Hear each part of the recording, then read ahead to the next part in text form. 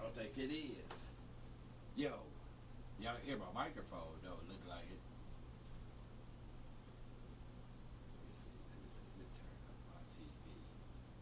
Hello, hello, hello. Hello, hello, hello. Nope, I don't think you coming through. Yeah, the microphone working, but it's real low. Y'all wasn't gonna tell me nothing, huh? Which mic is that picking up? Now, I know it is picking up that camera.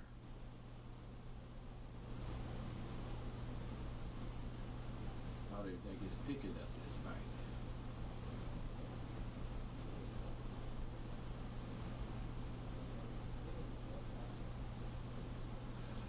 Yeah, let's go to line in. Let's see what line in is. Change that to. Let's get rid of that audio. Change that to line in rear. And okay. Yeah, let's go to line in.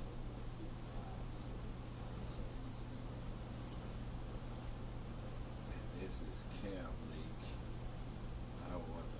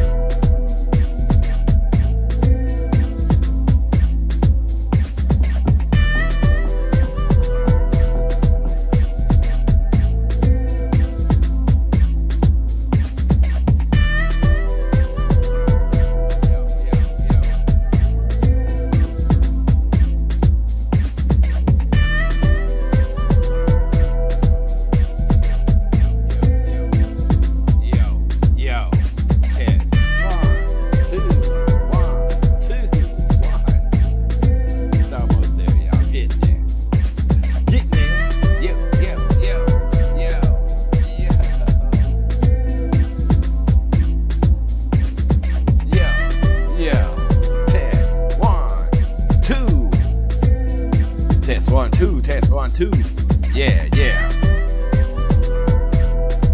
Yeah, let's get that. Oh, we sounding like something. Let's get out of this mood they've been trying to put me in.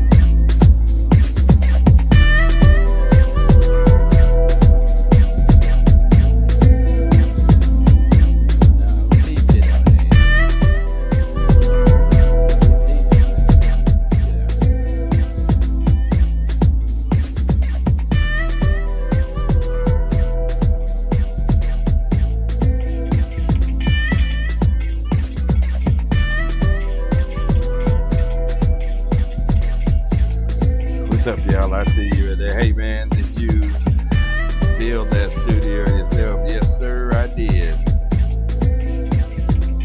That touchpad next to me, which one? Oh, this one? Oh, that's a Ableton Live touchpad. That go with the Ableton Live, what you call it, the software.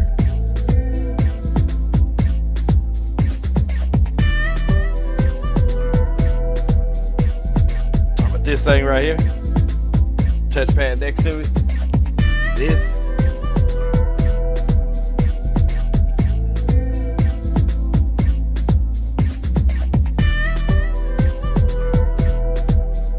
Yeah, that goes with the Ableton Plus software, which I usually have on the screen, split up there, but right now, I just came from trying to stream on TikTok, so I got all my settings kind of messed up.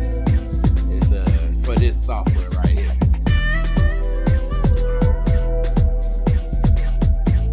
It's for the Ableton Plus. I think that's what it's called, the Ableton Plus. What you call it? It's the second generation. They got the first generation and second generation. They got the third one, which I didn't buy yet. Probably not gonna buy because I have the 1 and the 2. I'm pretty much trying to get to using my keyboards more than anything. I'm really wondering if I'm peaking on there at the same time. I need to put some headphones in and listen on my phone. Then I can tell if but I'm about to use headphones at the same time. Oh, here.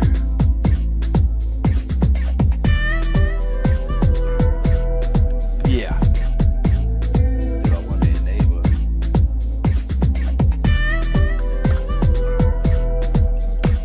Yeah, sound pretty good. I like the volume of the music coming through now.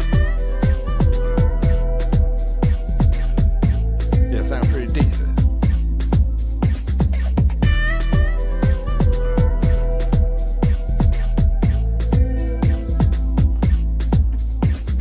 Yep, I like that.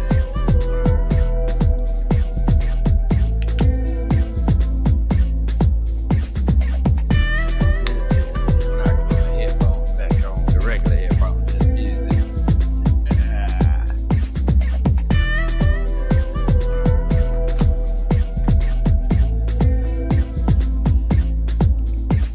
Yeah, it's like a little what you call it, so you can kind of mute out what you got going on.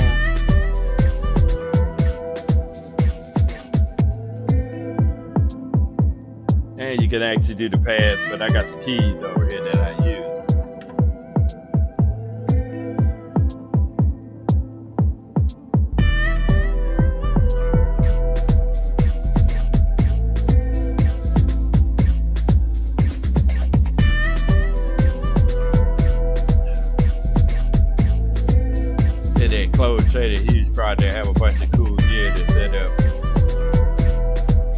crazy in that closed trailer. Yeah, I watched a YouTube with somebody using the actual trailer, man. I know exactly what you're talking about. I wish I could see my chat in here, man. It'd be nice to see the chat.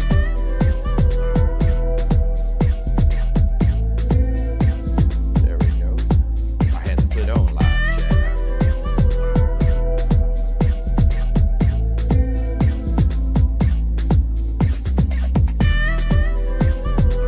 Said I'm successfully connected, but I still don't see it.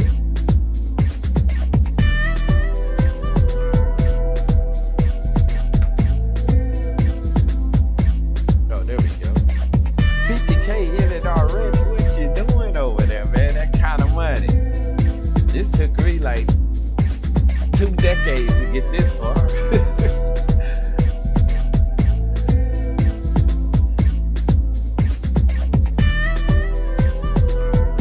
Well, you can find me. My name AR. Same as my what you call it. If you can find my name, you can find my email. 'Cause I got that's my real name. So if you can find my name, you can find my email. I can just say it's Gmail at my name. My name at Gmail.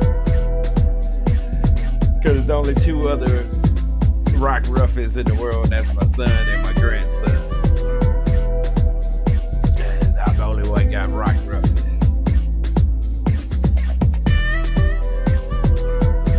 So rockruffian@gmail.com, man.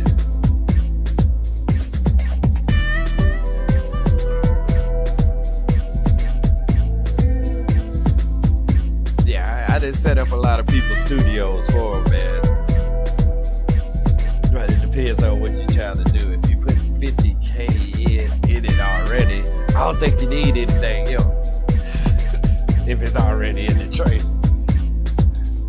Because all you really need is a good computer and a good microphone.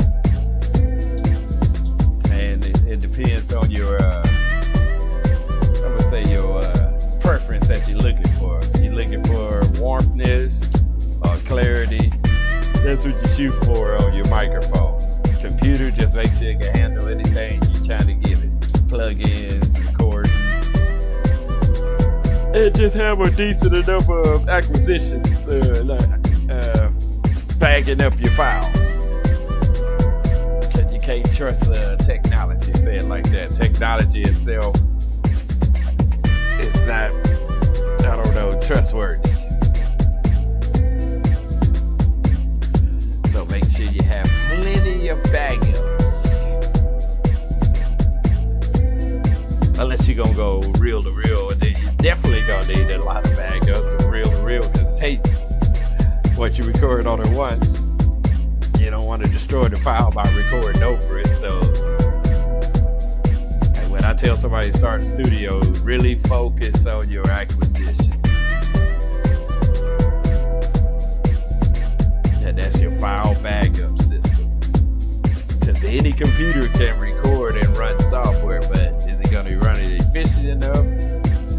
And are your files going to be there when you need it? Are you going to have enough storage space to record and do the things that you need, that you want to record? So that's your biggest focus. 16-foot trailer. I just got rid of a 16-footer.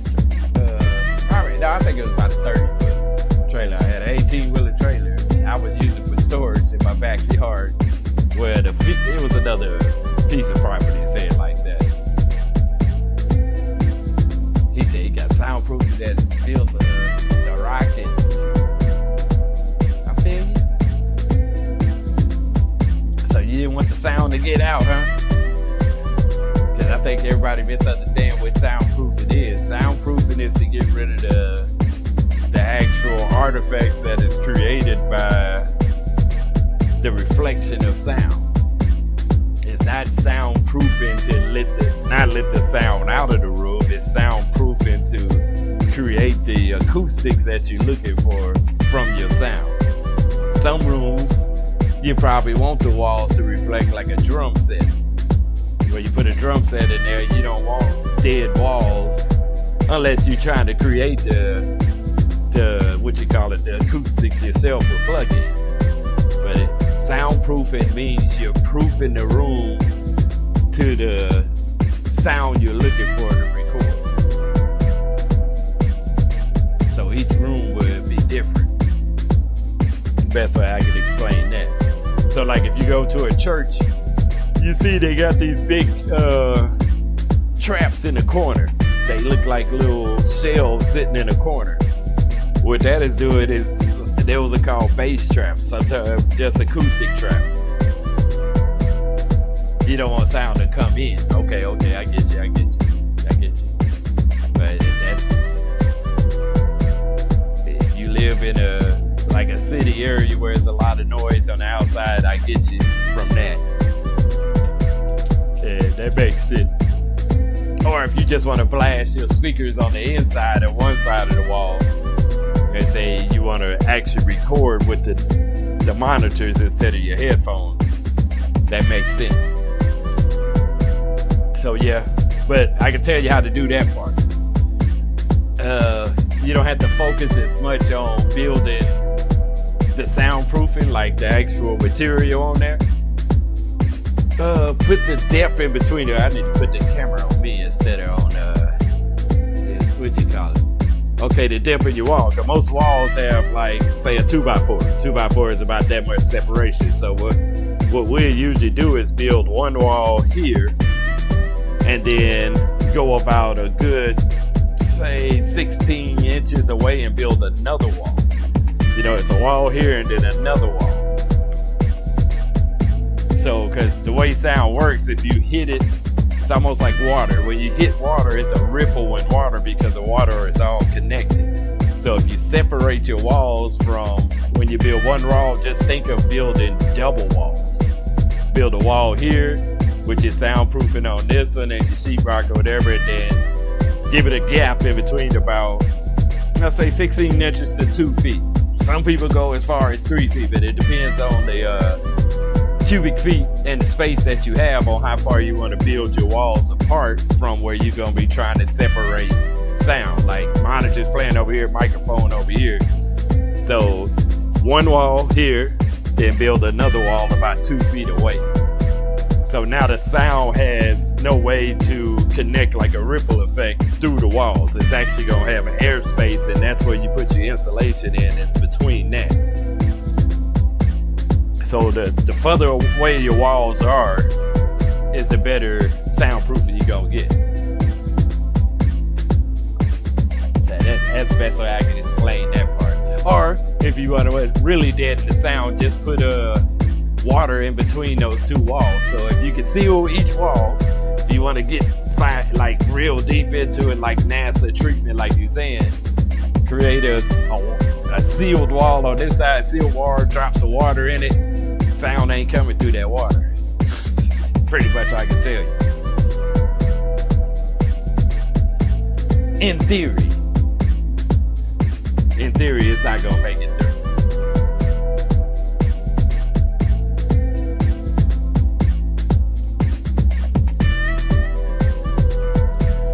Yeah, that's pretty much what I did. Yeah, I built it from scratch. Hired a neighborhood dude. I started in the house, in the kitchen. Then I moved upstairs. Then my kids were still young. Took over their bedrooms and made them sleep with us. Had 2 bedrooms. They came and built a little small, what you want to call it? Not a trailer, but pseudo fiber drywall and then acoustic treatment. I use sheet block. Yeah. Sound like some professional stuff. It sounds professional.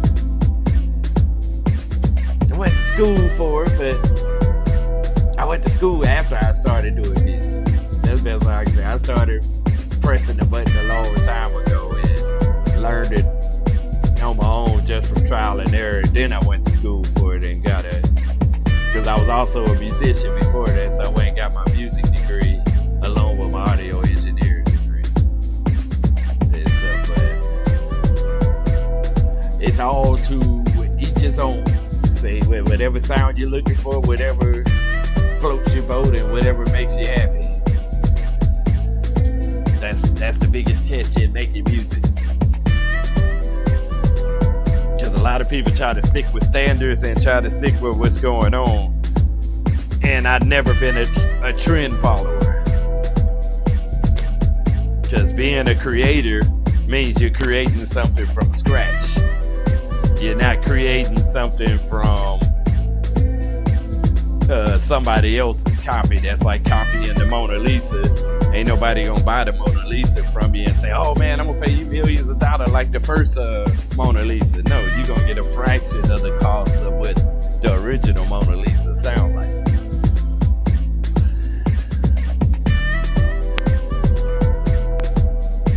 Where's Blackbird Studios at?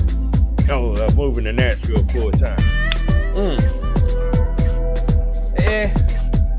I don't know anything about that engineering school, but best thing I can tell you, if it's a hands-on where they just showing you equipment, because I done got rid of all my big boards, and I done pretty much had every board that's out there to control Pro Tools and everything else. So if I go back to my platform, I go down here and show you all the software that I pretty much mess with. I done mess with every software that's out there, and I have it all here. And I only have it here for clients. Pretty much. I don't use all of them. I might use Pro Tools and Ableton, and that's about and my MPC software.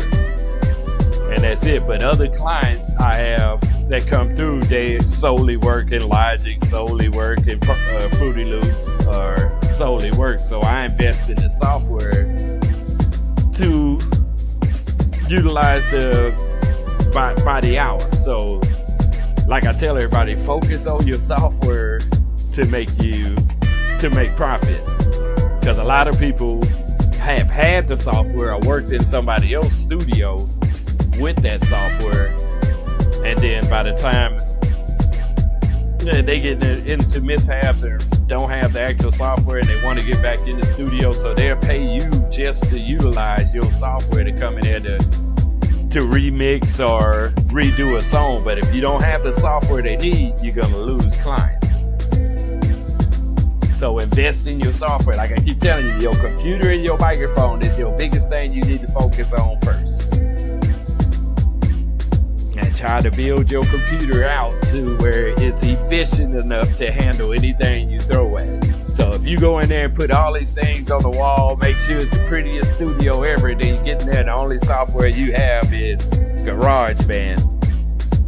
And they were like, dude, you really gonna record me through GarageBand and you spend all this money on the look, but you don't have everything that the artist or the musician pretty much wants when he come in the studio. It's not about we want the look when they walk in. You want that look. Like if I go to my camera, I focus on the look too coming in, but it's a little chunky right now and stuff, but I do focus on the look and stuff. So, but there came a time, this is decades and decades of doing this stuff, so it came around. I'll try to get, that's my inverter on the wall too, see, just in case the power will go off. But this ain't 30 grand in the studio, no. This probably, I don't know what's wrong with this little panning thing. Come on, man, go down. Why are you messing up, camera?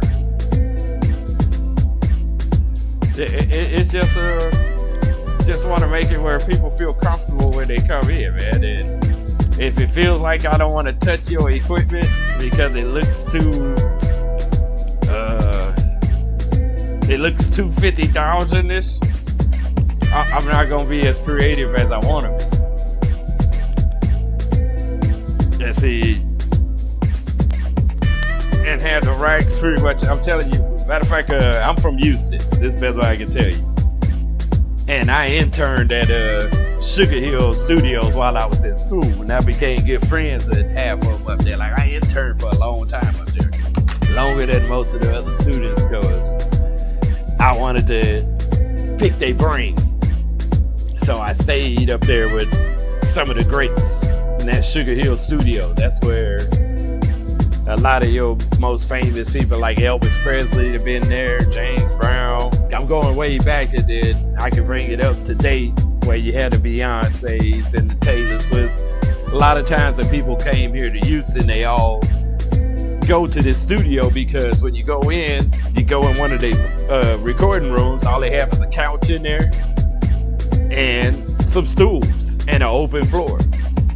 And just have a mixer and one computer. Matter of fact, their computers are super old, like some old G2 or G1 Macs. Because they still have the same hardware they've been using since probably the 80s and the 90s. Still got a reel-to-reel in it. And still record on that. But what I'm trying to tell you is don't focus half of your... Oh man, I was doing all that zooming around and stuff, and I wasn't even actually streaming. I was on Pro Tools. I'm over here moving my camera around, trying to show you. Hey, my dope butt wasn't even on there. See, it got a couch in the background and stuff, and I'm trying to get to the booth on the other side of the room. And the room probably pretty big, but this camera ain't set up to move like. Yeah, you just want them to feel comfortable when they trying to be creative. I don't know how to say it, but don't make it too hard to be where they feel like it's too much money, where they don't want to touch nothing or do anything out of the ordinary because it'll make you feel uncomfortable. And stuff because like, oh man, that costs too much. Don't touch that. You get what I'm saying? So you pretty much want a new MacBook Pro Max, and I use UAD, Spear, DLX, and DL mics. I don't know what a DL mic is. I heard of the UAD, Spear, DLX. You talking about the mic that can imitate any mic? Is that what you're talking about, the UAD mic, Spear? And that MacBook Pro X, you might have to upgrade. See, that's... Yeah, I wouldn't spend that money on that soundproofing. I would stop on the soundproofing and building that part and sell your MacBook Pro Max and get you a different computer, because best way I can explain, a laptop is built for portability to do short things.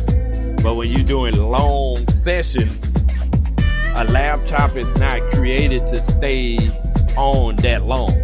Because once it starts heating up or warming up, pretty much the processor is going to heat up, hard drive going to heat up. The laptop is not made to cool that thing doing full sessions like that. So it's going to start slowing down and not be as... that word I used at the beginning, efficient, to run full sessions all the time. Not saying it's not gonna last a brand new one. It's gonna last for a good 6 months to a year. It depends on how hard you run it. But you want to get you an actual G5 on up, a G5 Pro. And stuff. Even the old G5 Pros right now with at least an 8-core processing in it. And that's the oldest one I can tell you go find. And then after you make enough money, after you invested everything, because I'm trying to tell you somewhere you can get cards and expand yours and learn a little bit more before you go buy you a Mac Studio or the new G5 Pro, the cheese grater that we call it and stuff. And that one's expensive. I think it's at least $6,000 on the base model, $6,000 on up. For me, I got the Mac Studio, the old M1. I just got off my G5 Pro, which I think I had a 12-core Xeon, and I was using that for years. Never had any hiccups. Which I also had the Apollo, the first Apollo that came out. I never upgraded to the new one, and I bought an Apollo Twin for to be my control knob. Even though I have a Mackie control knob at the same time that I use, but Yeah, that MacBook Pro Max ain't gonna help you, man. It's gonna get you started.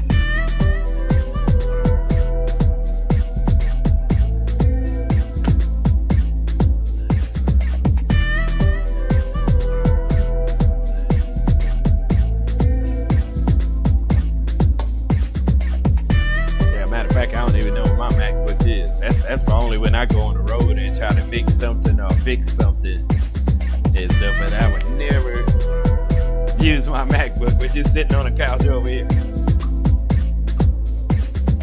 I would never use my MacBook to run a studio.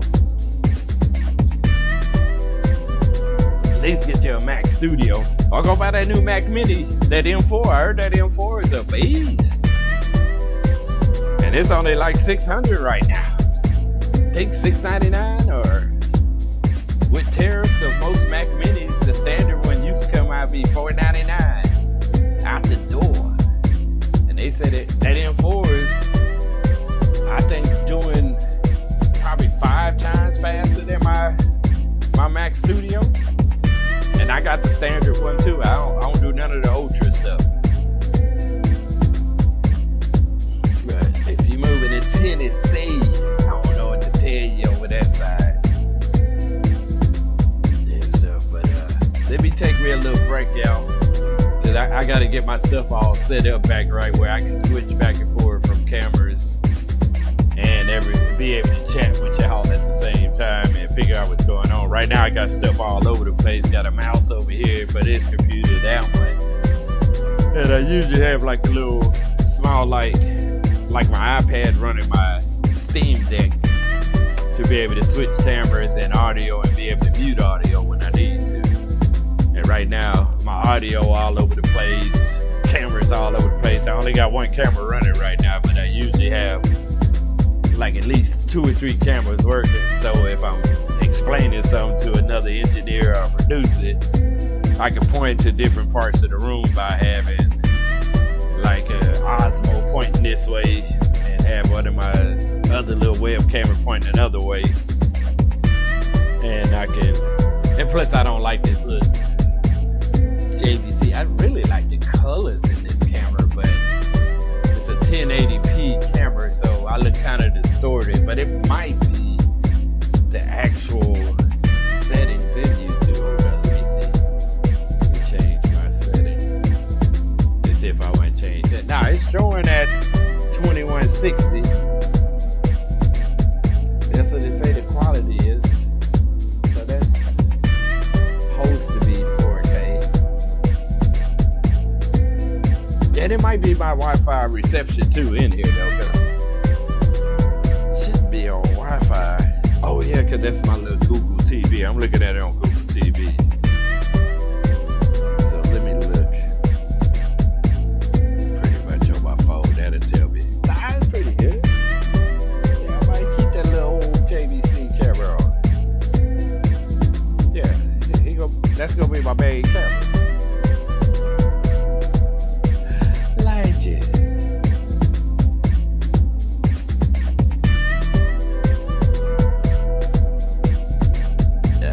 Get a camera to my son to use, and he said he ain't like it. It's crazy. The camera doing some things.